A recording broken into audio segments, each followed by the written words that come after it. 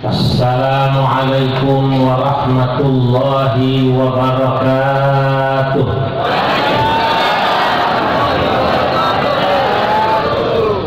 Alhamdulillahilladzi amarna bil ittihad wal i'tisam ala hablillahil matin. Wassalatu wassalam ala man ursila rahmatan lil alamin. Sayyidina wa habibina wa syafi'ina wa maulana Muhammadin wa ala alihi wa ashabihi al-ghurril mayamin wa man tabi'ahum bi ihsan ila yaumiddin. Amma ba'du, fa inna ad-dina wal mulka taw'aman. Al-mulku aslun, ad-dinu aslun wal mulku harisun. Fama la asla lahu famahdum, wa ma la harisa lahu fadha'ir. Wa innal ulama'a warathatul anbiya. Fa idza kana la rutbata fawqa an-nubuwwah fala syarafa fawqa syarafil wirathah litilka rutbah. Wa innal imamata mawdu'atun li khilafatin nubuwah fi hirasatid din wa siyasatid dunya.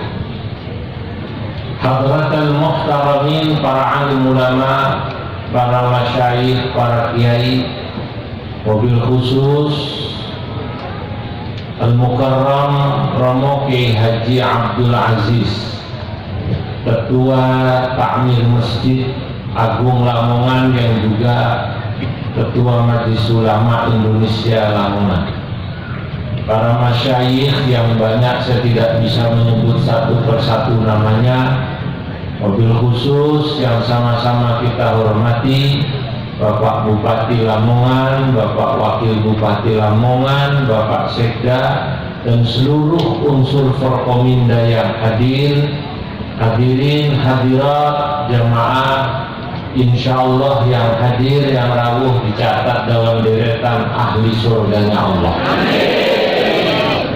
Pada malam yang mubarak ini, alhamdulillah saya dapat silaturahim sowan di Masjid Agung Lamongan bersama Bapak Ibu dalam memperingati hari lahirnya manusia besar yang telah dibesarkan oleh Allah yang Maha Besar, pribadi nan suci yang segala dosa dan kesalahannya telah diampuni. Beliau adalah sosok manusia sederhana yang dalam kesederhanaannya telah mampu menata mahligai rumah tangganya dalam satu bingkai surgawi. Apa-apa yang keluar dari mulutnya adalah mutiara. Segala sesuatu dari perilakunya adalah contoh teladan bagi kita umatnya. Beliau adalah orang yang paling khusyuk sholatnya, paling kuat tahajudnya, paling benar hajinya, paling sempurna puasanya, paling tekun zikirnya, paling banyak istighfarnya, padahal beliau adalah orang yang paling bersih hatinya. Siapa beliau, Bapak Ibu hadirin, tidak lain dan tidak bukan adalah junjungan kita Nabi besar Muhammad sallallahu alaihi wasallam, Rasul penabur kedamaian yang kedatangannya akan membawa rahmat bagi seluruh alam. Semoga kita semua yang hadir pada malam hari ini memperingati hari lahir dan maulidnya bisa mengikuti langkah beliau, tauladan beliau, terutama dalam menjalankan atau mengamalkan akhlakul karimah dan juga melanjutkan perjuangan dakwah Nabi. Amin ya rabbal alamin.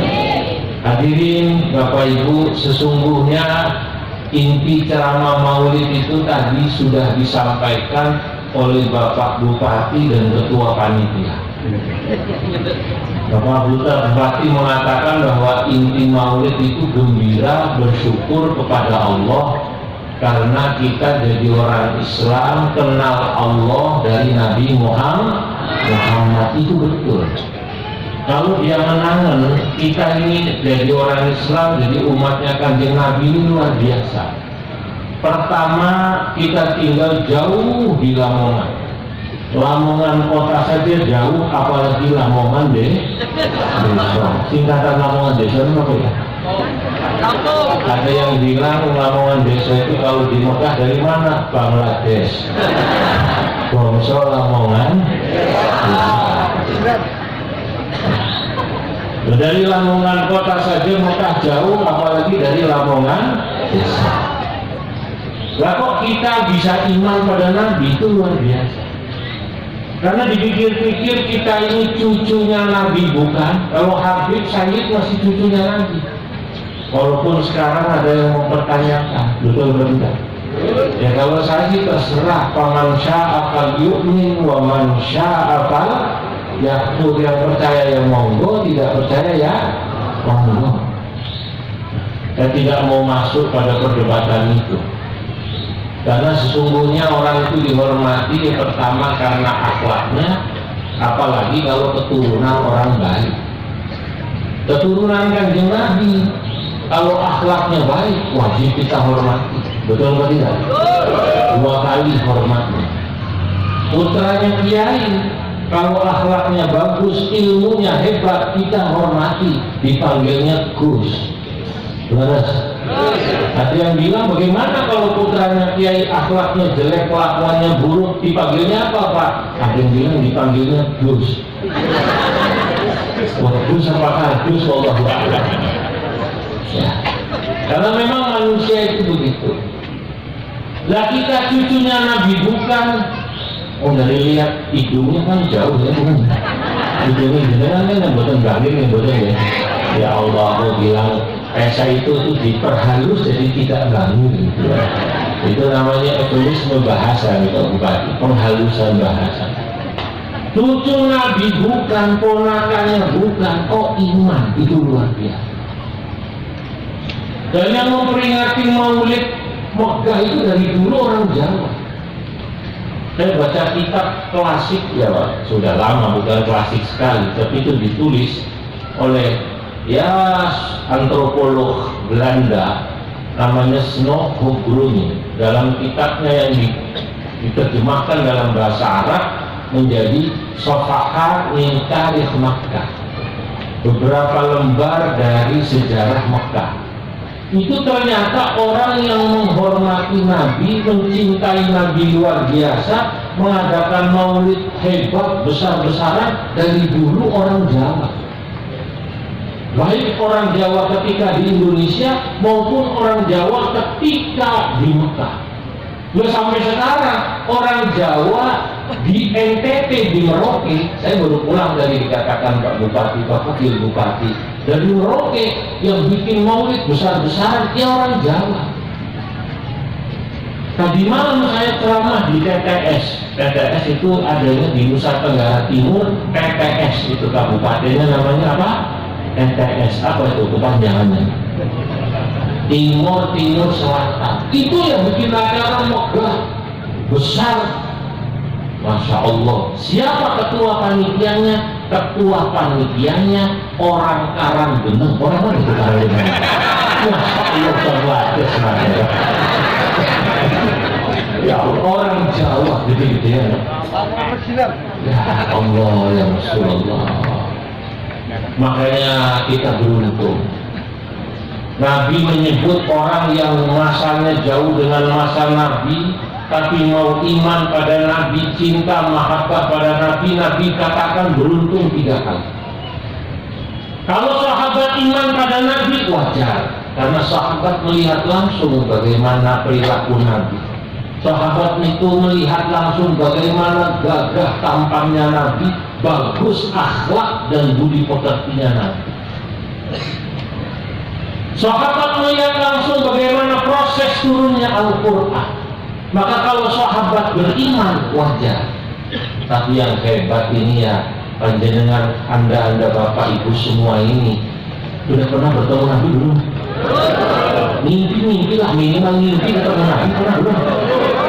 Ya sama kalau mimpi ketemunya siapa? Kalau ketemunya siapa kalau mimpi dengan?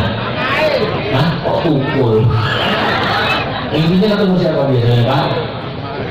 Hah? Hah? Kok kita ini belum pernah ketemu Nabi, mimpi ketemu Nabi, belum mau iman kepada Nabi, mau cinta memperingati hari lahirnya seperti ini luar biasa. Maka dalam hadis kanjeng Nabi bersabda demikian, Tuba liman ra'ani wa amana bi, Thumma tuba, thumma tuba, thumma tuba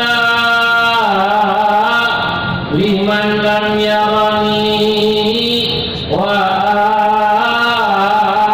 amana bi.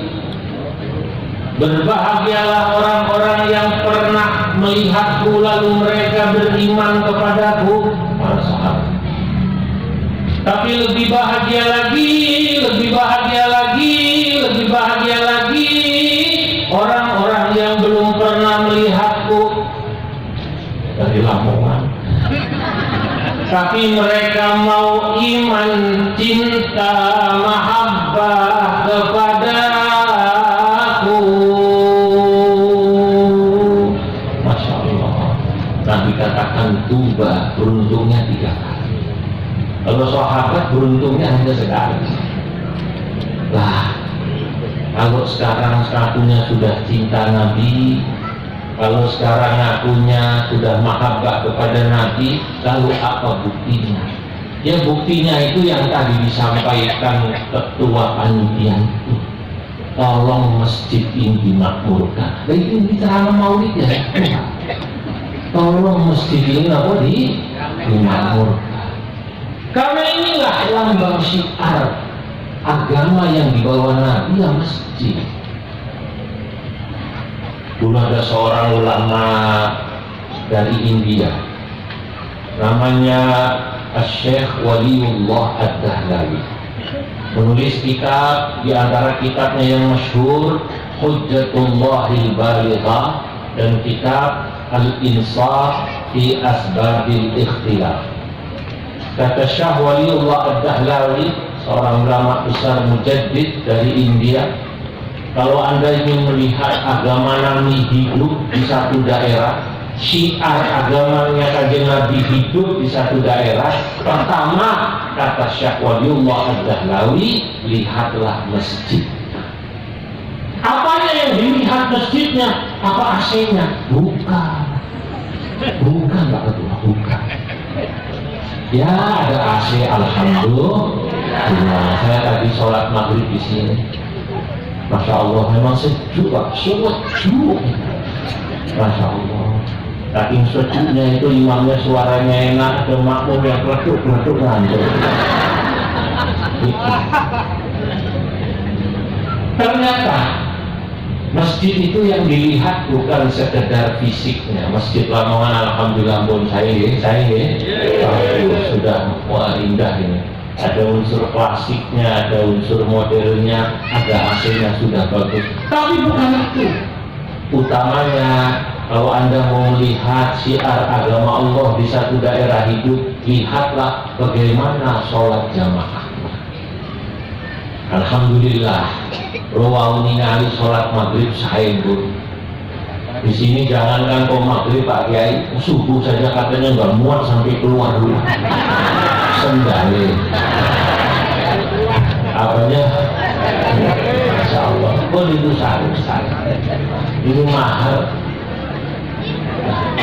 Apalagi tadi imamnya pun saya suratnya lebih panjang. Batu maghrib ada kitab guru tetap tadi yang baca kitab yang dibaca kitab yang mbak saya Syekh Nawawi. Tadi siapa yang baca kitab yang dikiai siapa tadi? Di Muzaki, soalnya hadaratnya itu pakai menyebut mu'allifi hadal kitab Syekh Nawawi Al-Bandani. Pun saya pun. Kenapa ya? Karena sekarang banyak masjid Orang hanya memperhatikan fisiknya saja, tapi syiarnya rapuh. Padahal masjid itu nomor satu yang dilihat ya satu sholat jamaahnya, kedua bagaimana halaqah ilmu di masjid itu hidup atau mati. Saya beberapa kali pergi ke negara-negara yang secara ekonomi jauh di bawah kita, Indonesia. Ya. Masjidnya pastinya tidak seperti Masjid Lamongan ini yang sudah ada AC. Lantainya saja sangat sederhana. Saya ke Thailand Selatan, saya ke Pakistan, saya ke Afghanistan, negara-negara yang secara ekonomi jauh di bawah kita. Tapi kadang-kadang saya iri. Kenapa? Syiarnya hebat. Di Pakistan, di Bangladesh, di Afghanistan itu imam itu Pak Kiai, Pak Bupati, Pak Wakil itu tidak ada yang tua-tua itu tidak. Umurnya rata-rata baina isyin wa talatin, antara 20 dan 30. Kulluhum, dan semuanya hamilul Quran, hafal Quran. Samalah seperti jamaah maulid malam ini yang dari wajahnya kelihatan rata-rata Al-Quran di luar kepala semua. Terus ya, di luar kepala itu artinya kepala di mana, Quran di mana. Dan di sana itu kalau sholat tarawih Pak Yai, Pak Bupati itu 1 juz, baca suratnya enak, masih muda-muda, asik. Wa idh qala Ibrahim rabbi ij'al hadzal balada aminan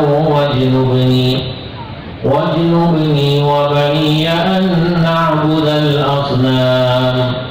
رب إنهن أضللن كثيرا من الناس فمن تبعني فإنه مني ومن عصاني فإنك غفور رحيم ربنا إني أسكنت من ذريتي بواد غير ذي زرع عند بيتك المحرم ربنا ليقيموا الصلاة فاجعل أفئدة من الناس تهوي إليهم وارزقهم من الثمرات لعلهم يشكرون. Masya Allah, itu sembahyang kali jam 1 juz boten bosan, nikmat. Nah, kalau negara-negara yang kaya seperti Saudi, saya tidak heran Pak. Apalagi kalau kemudian sholatnya di Masjidil Haram, di Masjid Nabawi, orang kemudian sholat datang luar biasa itu ya, pantas atau pantas. Kenapa pantas? Pertama, ya itu memang pusat tempat ibadah kita, Masjidil Haram sama Masjid Nabawi. Muadzin di sana pilihan. Kalau orang kemudian sholatnya penuh di sana, pulang dulu ya, kagum tapi ya tidak kagum-kagum sekali. Tapi di negara-negara yang tadi saya sebut itu misalnya maghrib itu jam ya 5:30, itu jam 5 masjid itu sudah penuh. Masya Allah. Kalau di Mekah, kalau di Mekah ramai wajar. Orang semua memang hanya ingin ibadah, apalagi orang Indonesia yang berangkat ke Mekah, sergap sekali. Betul apa tidak? Sholat subuh jam 5 di Masjidil Haram, jam 2 sudah di dalam masjid. Begitu kan? Dulu Pak D saya, Pak D Ma'ruf Amin, Pak Wapres itu ikut konferensi kopi di Maroko. Ditanya oleh ulama Maroko tentang orang Indonesia yang soleh-soleh itu, apalagi yang namanya soleh. Kata kiainya Maroko pada beliau, Kiai, al-Indonesiun salihun aywa, orang-orang Indonesia itu soleh-soleh ya. Kata beliau, qala wa kaifa, dari mana Anda simpulkan orang Indonesia itu soleh-soleh? Itu Pak Kiai, orang Indonesia itu sholat subuh di Masjidil Haram jam 5, jam 2 sudah di dalam masjid. Itu kalau mereka di Masjidil Haram jam 2 sudah di dalam masjid, padahal subuhnya jam 5, bagaimana mereka sholat subuhnya di Lamongan, Pak? Di Indonesia. Kata Pak Kiai dalam hati, gue cerita pada saya 20 tahun lalu. Belum tahu dia. Kalau orang Indonesia itu rata-rata hajinya haji tomat. Haji tomat lungane tobat balik umat. Terus ya, soalnya pas lungo ya tobat. Wong preman aja umroh atau haji pun nangis terus, Pak. Nangis terus.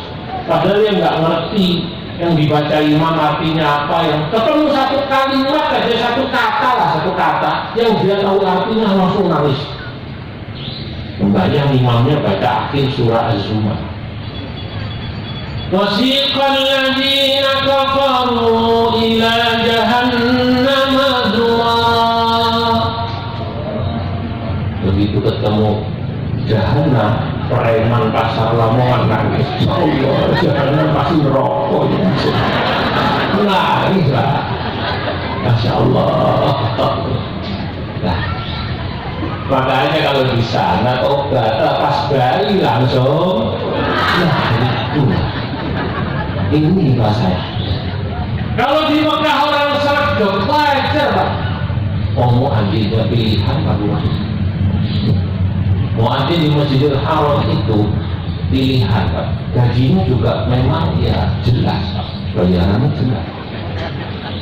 Orang kalau bayarannya jelas itu ya jelas. Adanya jelas. Gitu. Kata ya. Imam itu kalau bayarannya jelas, imam ini jelas nggak? Jelas. Jangan lanjutkan kiai, jangan. Ini loh. Kamu ada Masjidil Haram itu kalau dirupiahkan bayarannya 50 juta. Loh, makanya adanya beda sama muadzin di Masjid Agung Lamongan. Lalu ini pinten, Pak? Hah? Masjid Agung pinten bayar muadzin 300. Di sana karena bayarannya 50 juta, adanya penuh penghayatan. Nah di sini muadzin itu adanya penuh pengharapan. Harap-harap cemas. Harap-harap cemas ini kalau tasawufi bainal khauf war raja. Antara khauf dan raja. Kalau di sana jelas loh. Ya. Makanya kalau kita dengar adzan Mekah langsung nangis. Orang itu sabar itu dari asar sampai isya nggak pulang itu nggak sabar, nunggu adzan. Begitu adzan terdengar nangis semua. Allahu Akbar, Allahu Akbar, Allah.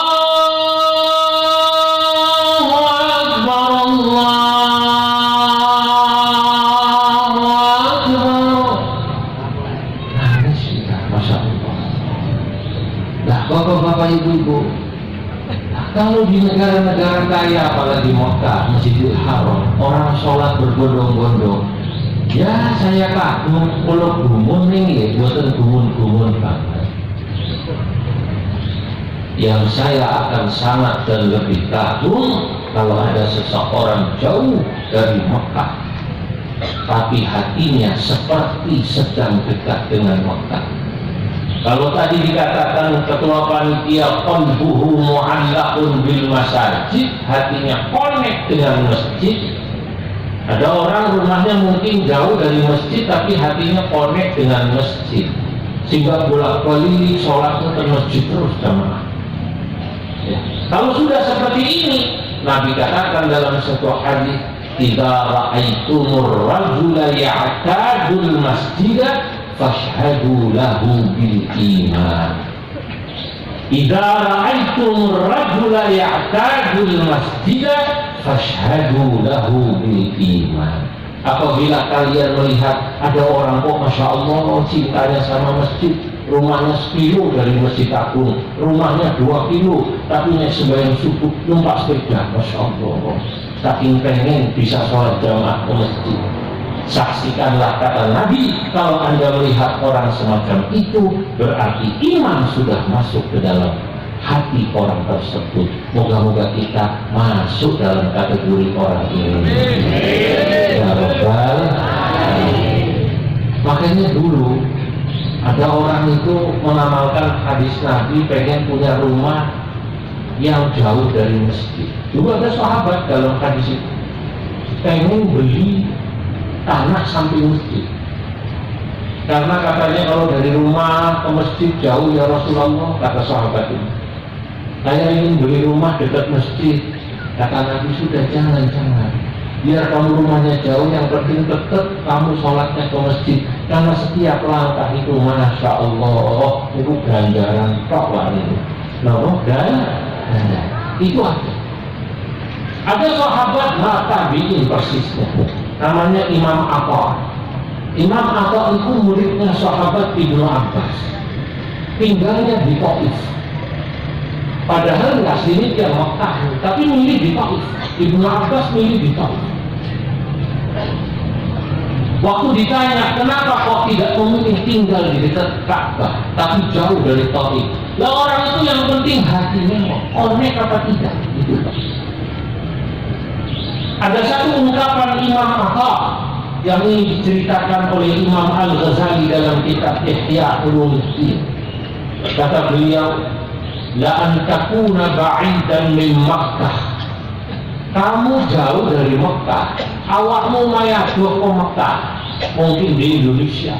Indonesia ini bukan di Jakarta tapi di Lamongan. Tapi wa qalbuka mustaqun ilaiha wa muta'alliqun biha, tapi hatimu selalu rindu dengan Mekah, hatimu rindu dengan Ka'bah, dan terus connect dengan Ka'bah. Khairun laka min an takuna bijiwariha wa anta mutabarrimun bil muqam. Itu jauh lebih baik daripada awakmu manggone main nang sekitar Ka'bah tapi pecicilan karo Ka'bah. Mutabarrimun itu kalau diterjemahkan bahasa Lamongan itu apa? Pecicilan lah kurang lebih. Lebih baik rumahmu jauh tapi kamu hormat sama Ka'bah, rindu sama Ka'bah, sholat jauh dari Mekah, sholat jauh dari Ka'bah, khusyuke podo karo sing nang ngarep Ka'bah. Malah lebih baik daripada kau tinggal di sekitar Ka'bah, kata Imam Atha, khairun laka min an takuna bijiwariha. Nah, ini kalau diartikan, itu jauh lebih baik daripada kau tinggal di sekitar Ka'bah, wa anta mutabarrimun bil muqami, tapi kamu pecicilan terhadap apa? Ka'bah. Itu pecicilan itu bahasa Indonesianya susah, nggak ketemu. Pecicilan itu apa kira-kira? Nah, kurang ajar itu ya, kurang sopan. Apa ada Pak? Dulu waktu saya ngaji kitab ini, saya baca ngaji. Kalau pikir zaman dulu dereng haji, dereng umroh, apa ada, kata saya, orang kok berani bercicilan di depan Ka'bah? Betul. Ternyata Bapak Ibu, wong copet mawon ten Ka'bah wonten. Ada apa tidak? Ada copet itu, copet ada. Lu ada orang yang dekat Ka'bah rumahnya, rumahnya di dekat Ka'bah, tapi ini Allah bayar dekat Ka'bah, ya umroh, tapi ini buatan turun sholat kan Masjidil Haram. Ngapunten, biasanya tapi rahasia dan ngomong-ngomong, ini biasanya malah pembimbing umroh sama TL tour leader, apa namanya? Leader. Itu malah kadang-kadang jamai sergap pembimbingnya rada malas. Kata dia, ayo Bapak Ibu kumpul Mekah, kumpul Madinah, khususnya ke 1 rakaat berbanding berapa namanya? 100.000. Dalam Madinah 1 rakaat berbanding berapa? 1.000. Nah, panjenengan Pak Ustaz, enggak cuma sih, wah aku sensasi telur ini, sebulan 2 kali saya bolak-balik terus di rumah. Kalau sebenarnya kan belum tentu loh berangkat umroh 1.000 sekali, uangnya jadi berangkatin tau nggak berangkat ini. Masya Allah. Nah ini ternyata inilah maknanya mutakadimun bil muqarrab. Maka Bapak Ibu, ya inti daripada maulid ini itu tadi sudah disampaikan Pak Bupati dan juga oleh Bapak Ketua Panitia. Bagaimana sesudah kita maulid ini cinta kita pada masjid lebih, ya, terutama selain sholat jamaah di pengawasan itu. Sebab saya percaya hidupnya agama Islam ini ya dari ngaji. Itu kenapa Imam Al-Ghazali menulis kitab, nama kitabnya diberi judul Ihya Ulumuddin. Ada yang baca Ihya Ulumuddin. Ada mudhofileh dibaca rofaknya di Indonesia. Tapi sudah kadung masyhur Ihya Ulumuddin. Tapi ada kiai di Cilacap namanya Kiai Badawi, Kiai Mustaleh Badawi. Saya pernah ngisi sekolah di sana. Nama pondoknya unik, Ihya Ulumuddin. Pakai nasab.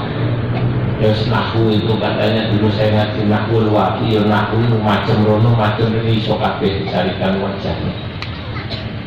Imam Ghazali menulis kitab diberi judul nama kitabnya Ihya Ulumuddin atau Ulumuddin ala masyhur. Kenapa kok dikasih nama ini? Imam Ghazali kalau diterjemahkan nama kitab beliau menghidupkan ilmu agama. Loh, kenapa kok nama kitab ini menghidupkan ilmu agama? Karena ternyata Bapak Ibu, hidupnya agama ini dimulai dari hidupnya ilmu agama. Karena bagaimana orang mau mencintai agamanya kalau yang bersangkutan tidak tahu agamanya?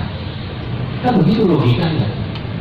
Saya ulangi, bagaimana seseorang mau cinta pada agamanya, tidak roh, opo agamanya itu opo pelajaran. Nah, untuk tahu apa agamanya, ya berarti harus belajar ilmu agama. Maka beliau ketika menulis kitab ini diberi judul Ihya Ulumuddin. Nah, kalau orang sudah nggak ngerti ilmu agama, bagaimana dia punya gairah, semangat untuk menghidupkan agama? Maka kenapa kok Indonesia saat ini, ya, sisi religiositasnya, sisi kesolehannya yang tadi dikatakan ulama Maroko itu tinggi, Pak. Ini ternyata kesimpulan saya ini. Kalau kesimpulan saya mungkin bisa berbeda dengan yang lain. Gampangannya ngomong itu kenapa kok Indonesia soleh-soleh, dan ini ternyata sesuai dengan hasil survei internasional. Ada sebuah lembaga ya internasional yang membuat survei. Ini beberapa kali disampaikan Presiden dalam forum-forum yang saya juga mengikutinya. Ya, Indonesia ini termasuk alhamdulillah baik karena sisi kesolehan warganya itu 90%. Baik yang Islam, yang Kristen, yang Katolik, yang Hindu, yang Buddha, sesuai dengan agamanya, secara umum mereka yang mau menjalankan perintah agama. Berapa persen sisi kesolehannya? Tingkat kesolehannya masih 90%. Sementara kalau kita lihat orang Eropa, turun jauh. Orang Eropa itu, kalau Bapak Ibu ya ke Eropa, saya alhamdulillah beberapa kali ke Eropa. Undang pengajian sama PCI NU Belanda, Belgia, ya beberapa kali keliling negara-negara tersebut, ke Swiss, ke Prancis, ke Cekoslovakia, ke Bosnia. Secara umum ya orang Eropa itu sekarang sudah semakin jauh dari agama. Dasarnya ngomong itu ya tidak percaya Tuhan, atau ya percaya Tuhan tapi nggak ngerti cara menyembah Tuhan. Kalau percaya Tuhan tapi nggak ngerti cara ibadah, itu sekarang disebutnya soft ateis. Apa namanya? Soft ateis itu kalau anak muda ya ateis tipis-tipis. Apa namanya? Ateis tipis.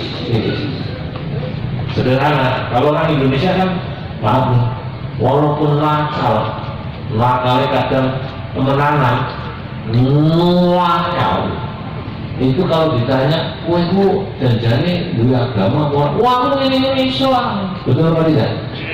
Nah, sembahyangku senajan ya dangket, kadang sembahyang, kadang tidak, masih sembahyang. Orang Eropa, kalau Anda tanya sekarang, Anda apa agamanya? Bapak saya Kristen, bapak saya Katolik. Saya sendiri bingung ya, menyebut saya ini agamanya apa. Sebab kan kalau orang beragama mestinya harus rajin ke gereja. Dan saya mau bilang saya Kristen atau Katolik, saya nggak pernah ke gereja. Maka sekarang di negara Eropa, mereka mengalami kebangkrutan spiritual. Kebangkrutan apa? Spiritual. Anjlok. Banyak gereja yang dijual karena yang ke gereja itu tinggal orang-orang tua yang kemudian tidak mampu membiayai masjid, membiayai apa namanya? Gerejanya, karena operasionalnya mahal. Di sana kalau musim dingin harus pakai heater pemanasan itu kan mahal, Pak. Dijual. Delala yang beli gereja ini rata-rata orang Islam dibeli. Karena di sana yang namanya tempat ibadah hanya boleh digunakan untuk menjadi tempat ibadah lagi, nggak boleh buat toko sesuai peruntukan perizinan. Tak berapa masjid yang saya datangi di Amerika, di Kanada, termasuk di Eropa yang sebelumnya itu gereja. Kebangkrutan spiritual Eropa. Walaupun pada sisi lain memang unik. Orang sana walaupun nggak ke gereja, tapi secara moralitas itu baik. Maksudnya moralitas itu misalnya jujur. Orang sana nggak ke gereja, tapi jujur. Sampean HP nih ketinggalan nang bis, HP ketinggalan nang kereta, HP ketinggalan di lobi hotel, insya Allah aman. Insya Allah apa namanya? Aman. Belum lama saya dari sana dengan putranya guru saya, Gus Rozi. HP ini ketinggalan di apa namanya lobi hotel. Pada saat kami sedang mau dijamu makan malam oleh duta besar, waduh, HP ku ini ketinggalan. Kata Gus, tenang Gus, tenang Kiai. Kira-kira di mana ketinggalannya? Nanti dulu, kayaknya dulu di hotel aman. Percaya saya. Ajudannya suruh nelfon. HP ini itu Nokia yang larang itu loh, yang di pilih dua itu, yang regane kita juga sekarang. Berapa? 25 juta. Gitu. Diamankan di lobi. Kira-kira ini kalau ketinggalan di Masjid Lamongan aman apa? Aman apa tidak? Biasa. Ini berarti kan kadang-kadang kesolehan itu belum tentu berbanding lurus dengan sisi-sisi moralitasnya. Ya, kadang-kadang ada ironi juga Pak, orang Indonesia ini sholatnya sregep, umrohnya sregep, tapi pulang umroh ditangkap KPK. Ada apa tidak ada begitu? Prihatin. Nah, bahkan mohon maaf, ini saya dongeng boleh ya, gitu boleh ya. Saudi, Timur Tengah, negara-negara Arab itu sekarang sisi kesolehannya, sisi religiusitasnya,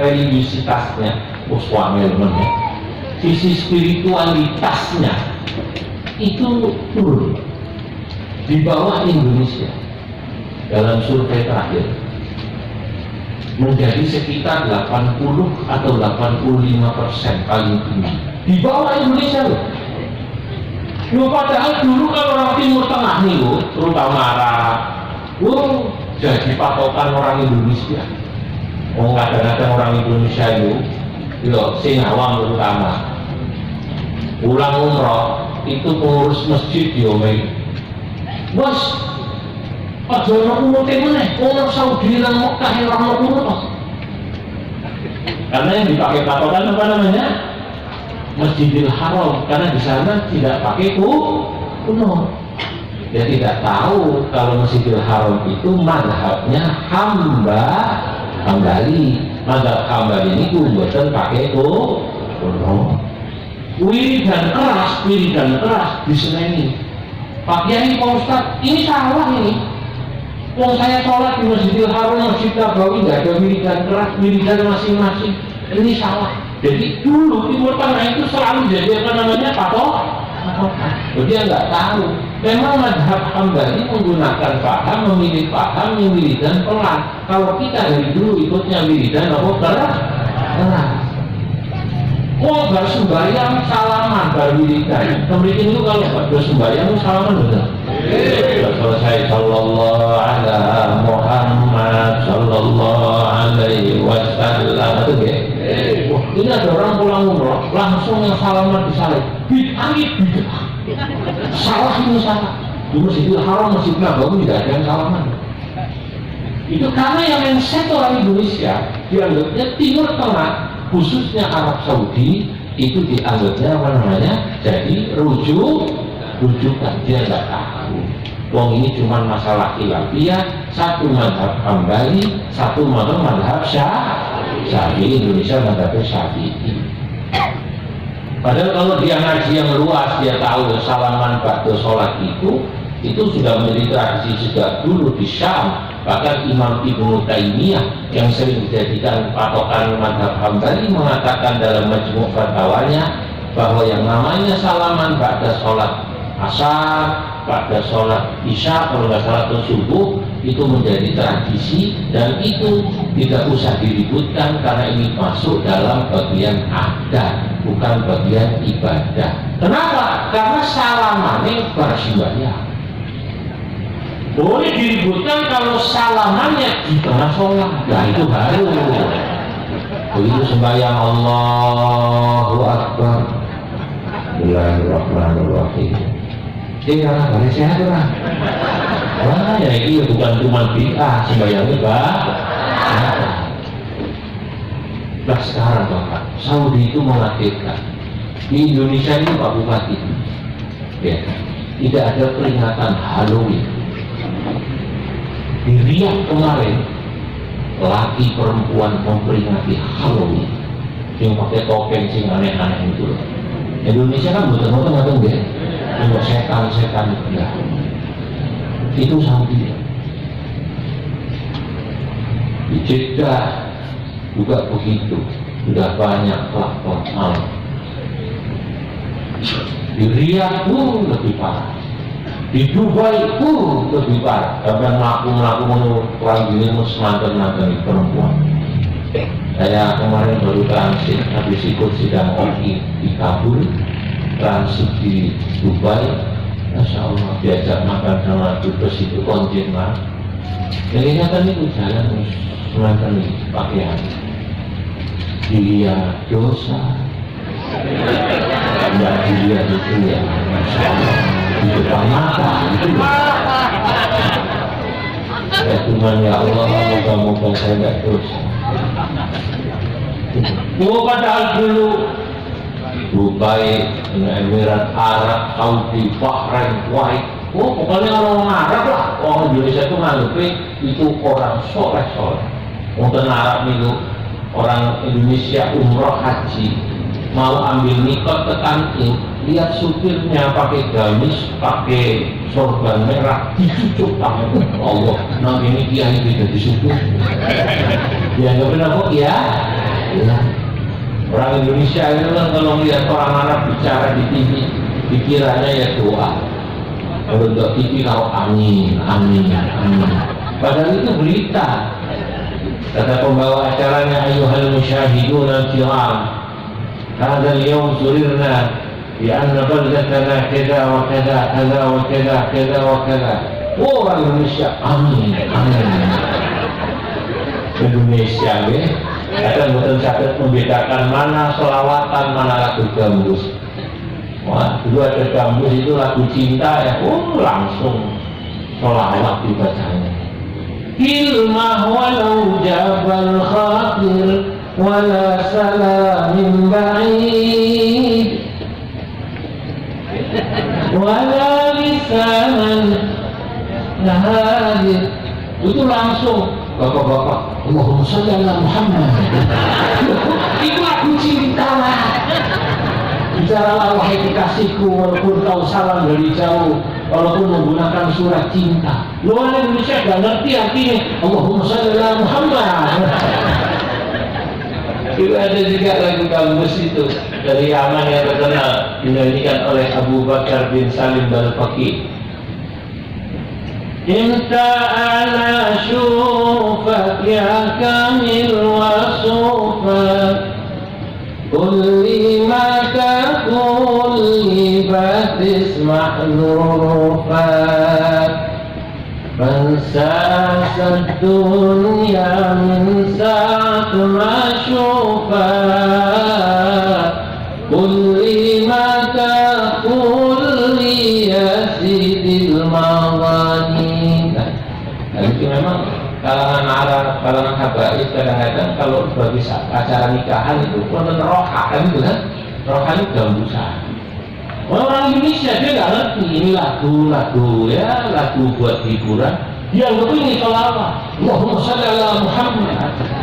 Nah, dulu Timur Tengah itu jadi patokan spiritualitas, Pak. Jadi patokan spiritualitas dianggapnya orang-orang sana spiritualitasnya tinggi. Sekarang justru lembaga ternama di dunia ketika bikin survei di sana turun. Dua Indonesia ini alhamdulillah negara kita.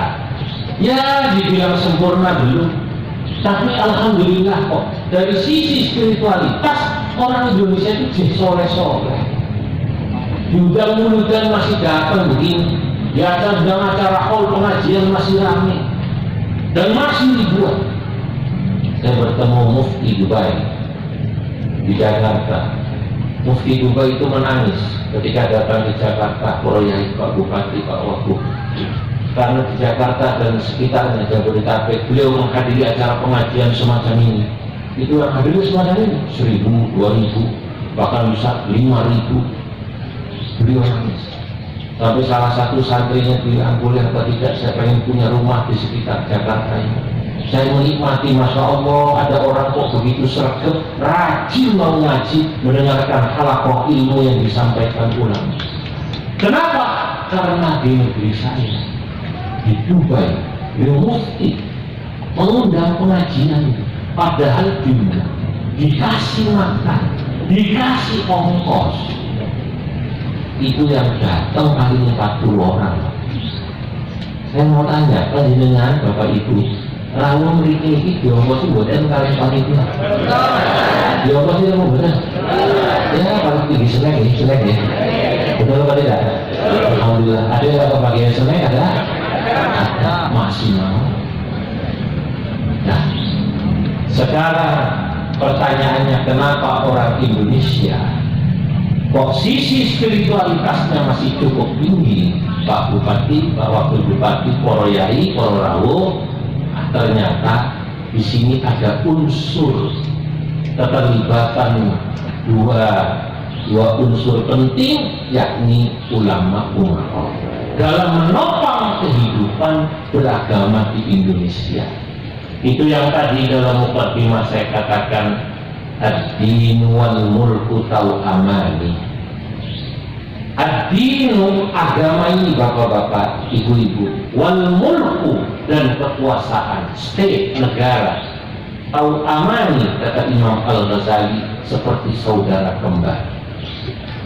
Ad-dinu aslun, agama itu pokok. Wal mulku harisun, negara, pemerintahan atau pemerintah umaro adalah harisun, penjaga agama ini. Famala aslalahu famahdu, sebuah negara yang tidak memiliki fondasi asal, artinya agamanya keropos. Mereka hanya bagus dari sisi fisik, tapi sesungguhnya tinggal menunggu kerapuhan. negara-negara yang mungkin secara ekonomi maju, mohon maaf ya, seperti tadi yang saya sebut, baik di Timur Tengah maupun juga di Eropa, itu mereka rapuh Pak. Di Finlandia itu ada kiai, kalau kata kita kiai, di sana pendeta, itu pidato mengharamkan yang namanya LGBT, yang itu adalah ajaran Kristen kan, dan juga ajaran semua agama termasuk Islam. Pendetanya ditangkap atas dasar, atas nama undang-undang, karena LGBT lanang karo lanang, wadon karo wadon, laki dengan laki-laki, perempuan dengan perempuan, itu dianggap bagian daripada hak asasi manusia, sehingga melarang itu sama dengan melanggar hak asasi manusia. HIV sih di penjara, kalau di sini istilahnya pendetanya yang di penjara, runtuh. Orang Amsterdam, batu pengawasan, digarap dulu, digarap itu apa? Dikerjain ya. Waktu pengajian saya di masjid di Den Haag, saya diajak jalan sama pengurus. Ya, ayo kita jalan-jalan ke Amsterdam. Ayo berjalan. Ternyata saya dibawa ke Red Light. Red Light itu kalau bahasa Jawa Timuran itu doli. Doli sama ngerti ya? Berarti aku paham. Paham apa?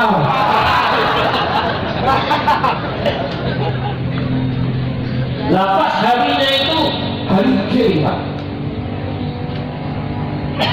Hari G. Wah, laki sama laki yang cium-ciuman. Ini yang undang saya sudah wafat, almarhum Pak Rosidi. Pak Rosidi itu Pak Leknya Gus Nadir Sah itu. Gus Nadir, betul Gus Nadir di NU ya. NU mana namanya Australia. Saya bilang nggak sengaja katanya dengan saya ke sini biar melihat langsung, bukan katanya.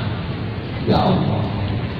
Kalau melihat jadi kita tahu, oh ini kalau yang namanya orang sudah kalbaha impus koyok bina, dilewati, Masya Allah, perempuan itu sudah memajang diri hanya pakai pendek. Ya Allah, kurang ini sambil nangis. Semoga kalau diam dimaafkan oleh Gusti Allah. Amin. Entah berapa juz yang hilang itu langsung. Berapa juz hilang kita. Nangis lah. Ya nafsu la taqnabi min zallatin azumat, innal kabaira fil ghufranika lamami. Ya Allah, seperti ini manusia rapuh karena tidak ada agama. Kalau dari sisi negara makmur Pak, Eropa itu makmur. Di Belanda, di Swiss, sampai nganggur itu loh, nggak kerja, datang ke kota raja. Kalau bahasa kita ke kecamatan, ke kabupaten, lapor, Pak, saya pun boten kerja, nganggur, ini alamat saya. Itu yang kerja sama yang nganggur, kalau kira-kira yang kerja itu digaji sekitar 25 juta, si nganggur tidak kerja oleh negara digaji sekitar 16 dan 17 juta. Itu rata-rata nih Eropa, Swiss itu, Amsterdam, Belanda, Belgia itu. Loh kok negara bisa sugih mungkin gaji wong nganggur? Dari mana? Ya dari pajak yang sangat tinggi. Dengan kalau kerja kenapa hanya menerima 25 juta atau paling tinggi 35 juta, gaji panjenengan aslinya 50 juta dipotong pajak yang untuk ngurus yang tadi tidak kerja itu. Kira-kira nak kerja enak nganggur? Hah? Kalau di sana itu banyak orang yang milih nganggur. Oh malah kerja gaji ini lumayan. Lumayan itu bahasa Belandanya nayamul. Masya Allah. itu di Belanda bisnis ya, jadi sampai salah lahir ini ya. Tapi jangan senang hanya lihat ekonomi, agamanya keropos. Sudah kan pengen ada ibu. Ya Allah, anak wis rantinah kabeh. Enggak ada akhlaknya sama orang tua. Anaknya enggak kenal Allah di sana. Nah, makanya Indonesia bersyukur kita punya para ulama, para agamawan yang masih mau ngajar ngaji, yang membentengi agama menjadi dasar, ya, menjadi aslun. Dan juga alhamdulillah Indonesia masih punya umara yang masih peduli pada agama. Nah, makanya kalau saya datang ke satu daerah, ya apalagi kalau bupatinya muslim, wakil bupatinya malah kiai, dan itu jelas insya Allah pasti kepeduliannya pada agama pasti harus. Mau di tempat yang pejabatnya bukan muslim saja. Kemarin saya di Merauke, Maulid Nabi, bupatinya muslim. Di NTT baru kemarin PJ-nya muslim. Sebelumnya tidak pernah ada bupati, gubernur muslim di sana, bupati muslim. Saya sampaikan ini penting. Kenapa? Karena Bapak Ibu, ad-dinu bil mulki yaqwa. Ada yang membaca yaqwa. Wal mulku bid-dini yaqwa. Agama itu kalau disupport, didukung oleh state, negara, insya Allah akan kuat. Maka yang dibutuhkan oleh umat Islam ini, oleh umat dari bupati, Pak Bupati dan pemerintah, itu keberpihakan kepada umat lewat polisi kebijakan pemerintahnya. Betul apa tidak? Ini yang penting. Misalnya, ya ada perda-perda yang kemudian memperhatikan rakyat atau umat ini. Jangan hanya berpihak pada pemodal-pemodal yang punya modal besar, yang kemudian menafikan kemaslahatan rakyat yang banyak, yang mestinya itu harus diperhatikan lebih dulu dan utama di negeri kita. Betul atau tidak? Makanya rekomendasi hasil Munas NU kemarin, NU itu memberi rekomendasi proyek strategis nasional PSN. Apa namanya? PSN itu harus memperhatikan apa? Memperhatikan nomor satu kemaslahatan rakyat nomor satu. Jangan hanya sekedar investasi, investor, tapi kemudian rakyat tidak mendapatkan kemaslahatan la duniawiyan wala ukhrawiyan, baik kemaslahatan duniawi mereka tidak dapat, apalagi kemaslahatan ukhrawi. Bapak Ibu mau apa tidak? Kotanya, kabupatennya kelihatannya megah maju, tapi anak kita akhlaknya rusak, tidak kenal agama, anak kita tidak ngerti sholat. Benar atau benar? Nah, itu harus dipikirkan. Ini harus ada kontrol, Kalau cuma melihat begitu, saya sih tidak heran. Tadi saya katakan, kalau ini cuma melihat pembangunan yang fisik hebat, itu pun belum kan? Dan tidak ingin melihat begitu. Tapi yang saya lihat tadi, bagaimana kualitas keagamaan itu di beberapa negara, di beberapa kota, alhamdulillah masih ada pemerintah yang bisa menyeimbangkan ini. Pembangunan maju, alhamdulillah. Tapi sisi spiritualitas masih juga bagus. Nah ini makanya perlu hubungan ulama, relasi ulama umara itu supaya dijaga dengan baik. Kemarin salah satu hasil Bahsul Masail NU yang kemudian jadi rekomendasi juga, ulama umara itu dalam Bahsul Masail Maudhu'iyah NU dalam Munas dan Kongres itu punya hubungan yang komplementer. Komplementer itu saling melengkapi. Ulama itu posisinya adalah sebagai ya semacam guidance moral, ya yang ya membentengi, memberi petunjuk moral bagi kebijakan-kebijakan pemerintah. Saya ini kata niku, Bapak Bupati, Bapak Wakil Bupati, pejabat kalau mau ada sebuah proyek strategis di wilayahnya, ya mau bikin ini, bikin itu, tanya sama kiai setempat, tanya sama ulama setempat, Pak Kiai kira-kira ini baik apa tidak? Kalau kata Pak Kiai jangan Pak Bupati, itu sampai bangun, kok madrasah tutup, nanti kalau sampai bangun misalnya bocah-bocah itu misalnya, maka kalau sampai demikian, para pejabat pengambil kebijakan mestinya harus mendengarkan saran-saran nasihat para ulama. Kira-kira kalau gini hidup saya ngomong. Nah, ulama juga harus begitu, proaktif. Jangan diem, Pak. Ini kadang-kadang ada ulama melihat kekeliruan, kesalahan yang dilakukan oleh para pejabatnya, diam, tidak mau menasehati, apalagi kemudian mau mengkritik. Kalau ditanya, kenapa Pak Kiai, kenapa para ulama, tokoh agama diam saja? Alasannya istiqomah. Lalu alasannya apa istiqomah? Ulama harus mengingatkan. Sebab ini benteng, Pak. Imam Ghazali ini matur kata ini dalam kitab Ihya. Kata Imam Ghazali, "Fasadur ra'aya bi fasadil muluki, wa fasadul muluki bi fasadil ulama'i, wa fasadul ulama'i bi hubbihimul mala wal jaha wal riyasa, wa fasadur ra'aya." Rusaknya perilaku rakyat, rusaknya perilaku masyarakat, rusaknya perilaku umat, ternyata itu disebabkan karena rusaknya para pemimpin. Masya Allah. Dan ini berarti jadi pemimpin berat tanggung jawab.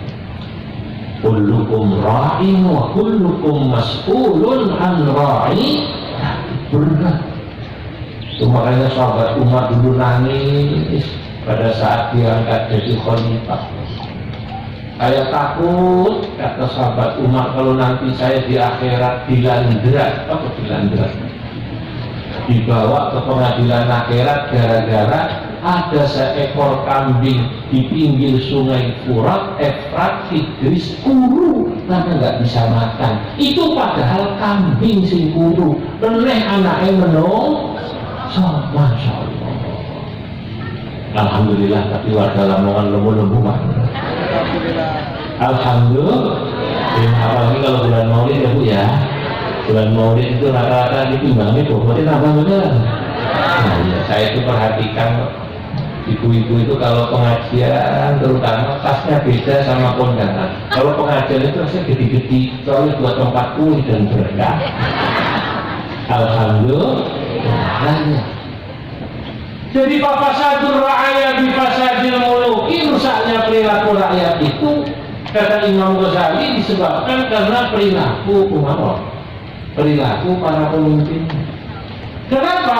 Li'anna nasa ala dini mulukihim, karena masyarakat itu bagaimana perilakunya, termasuk perilaku keberagamaannya, ngikut sama pemimpin Pak. Dengan kok ada bupati, wakil bupati, camat, sak lurai, ini kok soleh, diundang pengajian rawuh terus, sholat jamaah yang rajin, maka insya Allah rakyatnya yang rajin Pak. Allahumma. Tapi kalau tidak, wah rusak. Saya perhatikan begitu. Ada satu instansi pemerintah, kalau pemimpinnya senangin ya bangsa karaokean, itu ya, pasti ya kalau beliau datang yang dibikin ya acara apa? Karaokean, dangdutan, ini bangsa begitulah. Tapi kalau pemimpinnya ahli ibadah, insya Allah satu. Dulu zaman Kapolda Jawa Timur Pak Anton Bahrul Alam, saya pernah pengajian di Bojonegoro. Masyarakat Bojonegoro itu salah satu ya babinnya itu cerita pada saya waktu saya dijemput, Pak Yai, alhamdulillah Kapolda kita ini masya Allah soleh, tiap hari bikin khataman Quran di Masjid Polda. Karena beliau bikin bin nazar khataman Quran 30 juz dari pagi sampai sore, itu semua polisi di Polda sinau belajar Quran semua, ustaz-ustaz dipanggil. Bukan hanya di Masjid Polda, akhirnya Masjid Polres ikut, akhirnya di Polsek ikut, akhirnya seluruh polisi, karena Kapoldanya rajin ngaji Quran, semua ustaz guru ngaji dipanggil ngajar privat baca Quran. Padahal dulu di sini guru ngaji jarang dipanggil ngajar, dipanggil kalau ada orang kesurupan. Nah itu contoh. An-nasu ala dini mulukihim, masyarakat itu cara beragamanya, perilakunya mengikuti siapa? Makanya monggo ayo pilih pemimpin yang sahih. Ini penting.